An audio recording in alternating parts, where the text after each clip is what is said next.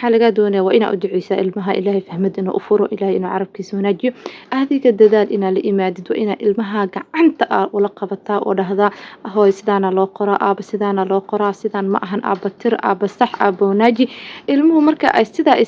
yacni ay wax u bartaan oo jadwalkooda habeenka iyo maalinka ay kala fahmaan mar walba adi hadda ilowda ay kusoo xasuusinayaan maasha allah ilmahaas lagugu soo celin doono xanaadna toos ayay u dhagan doonaan. Asalaamu calaykum asxaabta qaaliga ee ku xiran kanaalka waanada qoyska isku soo noqod wanaagsan maantii muuqaal kaloo cusub maanta waxaan ka hadlaynaa mowduuc ku saabsan jadwalka caruurta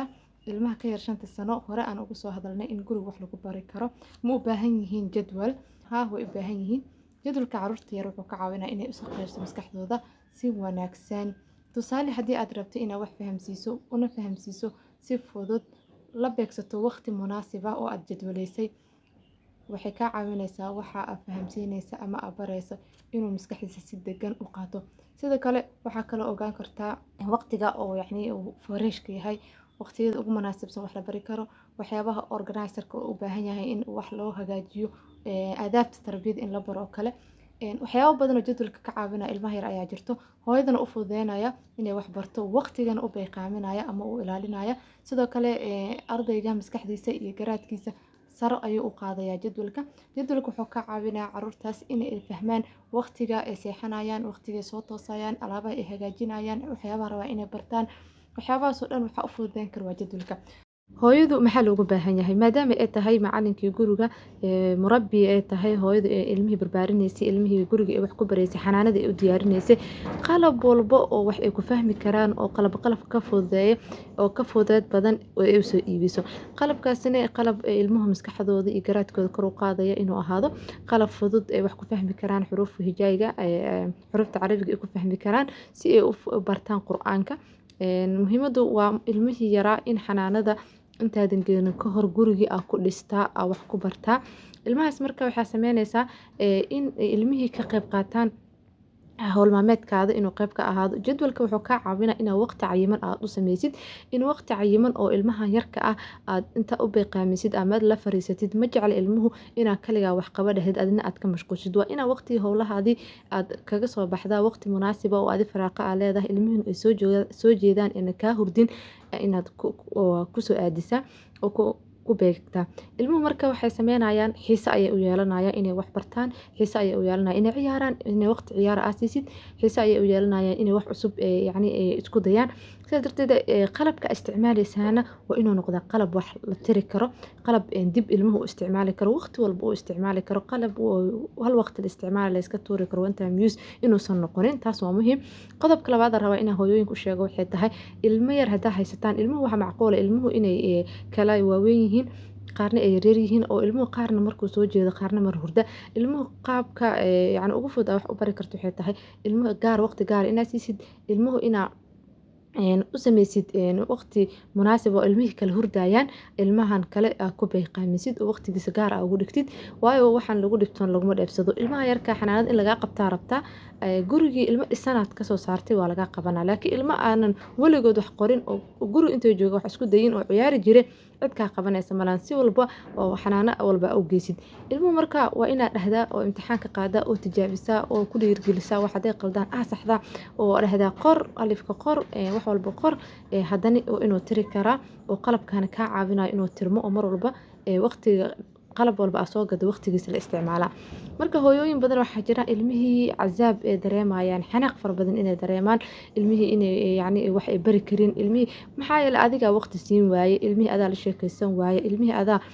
waqti gaara u goyn waaye ilmo kasta waxay u baahan yihiin inaad jadwalka aad samaysay inaad ku dhaqan geliso qalab walba aad keento bilaa jadwala wax faa'iido ma lahan marka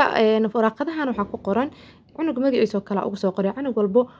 dhowr cunug ilaahay hadduu ku siiyo waxaad samaynaysaa oo ilmaha ay badan yihiin cunug walba warqadiisa gooniga ayaad kula xisaabtami doontaa waraaqadu laba gelin oo keliya ayaan u sameeyey aniga subax iyo habeen ilmuhu duhuradu way seexdaan xanaanada haddii joogaan xataa ilmuhu duhuradu waa la seexiyaa ilmuhu duhurku wax ma baran karo labada waqti ugu fiican wax baran karo waa subax iyo galab waxaa subaxdii oo kale waxaa weydiinaya kale inuu soo toosay ma soo toostay su-aalaha weydiina su-aalaha ilmuhu refreshment ay ka qaadaan hooyada inay la hadasho hadday ka aamusto ilmihii ooyinay lasoo toosayaan marka maalintiisa si uu qurux badnaato waa inaad dhahdid saakay ma soo toostay see tahay ma fiican tahay su-aal inaad weydiisid jadwalkan kale wuxuu kaa caawinaa saaka markuu soo toosay labada directionna waxa waa midna waa qalad midna waa sax waa inuu saari karaa ilmaha warqada ah keentay guriga inay iska oosho ma ahan in meel lagu tuuro maahan in la dhaqan geliyaa loo baahan yahay jadwalka haddaadan dhaqan geli karin fadlan ha sameynin ilmuhu marka direction adaa u maho adaa macalin u qaabkan sidaana loo sameeyaa waa inaad dhahdid teeda kale warqadaha waxay faa'iido u leeyihiin ilmuhu waxa ku qoran waa la tiri karaa qalinka maakarka u isticmaalaysaa wax walba haddii ku falaadaan maanta oo dhan wax iskaga qorqoraan waa tirtirka alcohol ku tiri kartaa ama tirtiraha caadiga sabuuradaha loogu talagalay ayaa ku tiri kartaa su-aasha koowaad aa weydiiyey ama aad dhihi karto waxaa waa ma soo toostay haa waa soo toosay oo dhahay su-aalkaas uu ka jawaabay mid labaad waxaa waaye ma cadaysatay ama ma firaashtay sariirta aa kasoo toostay saakay saara sariirta maynan firaashin qaladay saartay marka waxaa midkee ku qoraa ku dhihi karaa waa inaa horti aad dhahdaa kana ku qoree kana ma ku qor ma cadaysat haa waa cadaystay waa sax runay ka sheegay way cadaysatay marka ilmuhu mar walba waxaa waaye waxaan wax yar yar ah waaye laakiin garaadkooday korinayaan waa inaa ilmuhu la jaan qaadaan ma libisatay haa waa u libisatay guriga dharka maalinta habeenka ku seexato waa inay ka bedelataa dharka maalintii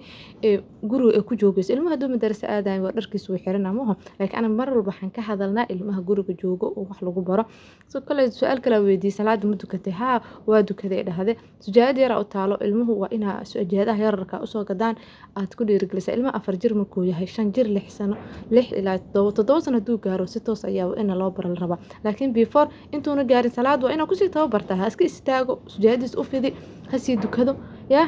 marka casharka maanta aa lahayn ma akhrise haa waa akhriyo yacni meeshaas sax u saara hadduuna akhrin ma akhrin hay wax ma qorte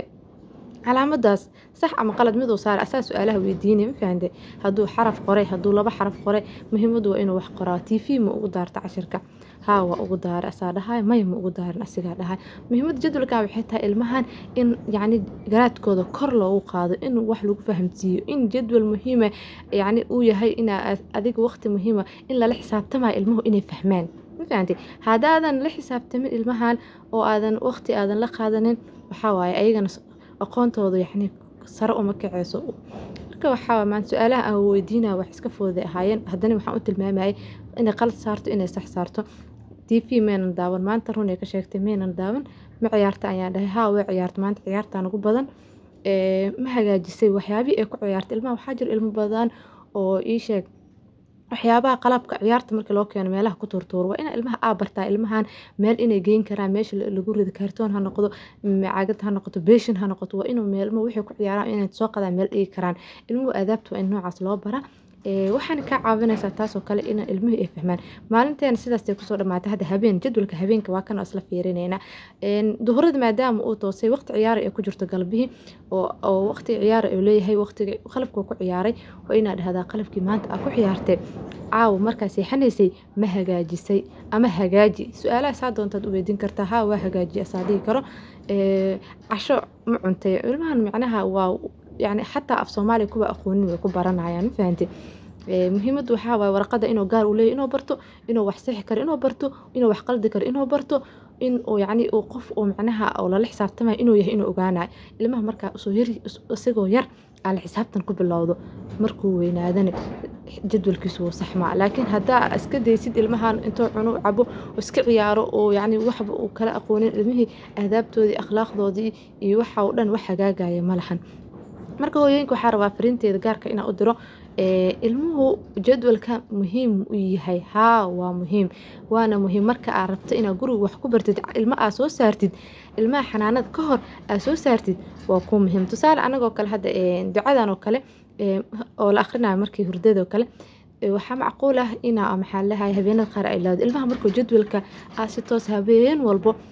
ducadaas u akhrin jirta habeenada qaar hilmaamtid oo kale ama ugu talagal aad aamustid oo kale markuu seexanaa waxba aadan u akhrin ilmihii ku soo xasuusinaa maxay u noqotay routine u noqotay marka ilmaha adoona ku qaylin adigoona tumin adigoona dilin adigoona yacni ku qaylinin oo waxba yani dhibaato aadan u gaarsiin ayaa si fudud oo sahlan gurigaada ku bari kartaa muhiimaduna waxay tahay ilmaheen in xanaanada markaa geyno nagala qabto oo nala dhaho hay ilmahaada waa yaryihiin inaan nala dhihin ilmaha hooyooyin badan waxaa arko ka cabanaa ilmaha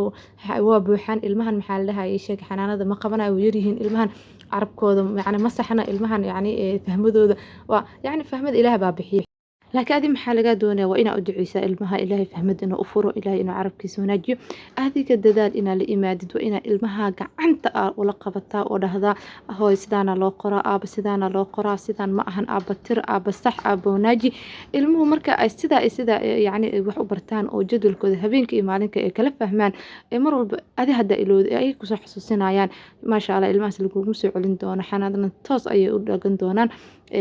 waana macalimiintana weyn kaaga mahad celin doonaan maxaa yeelay hooyo murabiyo oo macalimad ah yacni maasha allah ilmaheeda waxaa waa ilmo wax soo saar leh ayay noqon doonaan laakiin muhiimaddu waxaa waa ani dhiirigelin inaa idinku sameeyo inaa dhiirigelin idin sameeyo oo idin dhaho hooyo guryaha waa joogtaan ilmahana waxbara idinka waxbarta haddaadan wax aqoonin ilmahana xanaanada u diyaariya ilmuhu haddii 4 jir yihiin ilmaha yarka hadda wax qoraayo waa 4 jir ilmaha 4 jir hadday yihiin xanaanada inta badan ma qabato 3 jir ilaa 4 jir 6 sano ayaa ilmaha xanaanada lagu qabtaa laakiin ilaa 6 sano ay ka gaaraa ilmaha adiga guriga wax ku bari kara adiga qalab walba soo diyaarsan kara warqadaha usoo daabacan kara